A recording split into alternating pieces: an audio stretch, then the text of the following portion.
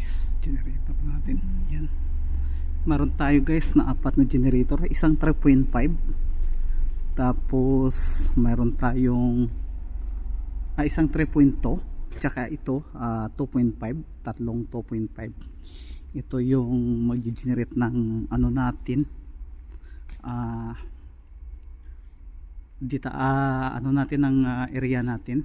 Bali mayroon akong 3.6, 1.2 every data hole.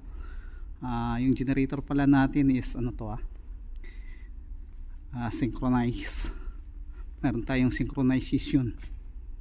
Ayan, lapitan natin para medyo maano nyo. Ito yung pan natin. Ayan, pan natin. Yung brand pala ng generator natin is yan, Kohler. Yan. Ito naman sa kabila, ito yung 3.5 natin. So sa 3.5 natin, yan, medyo mas malaki siya, diba?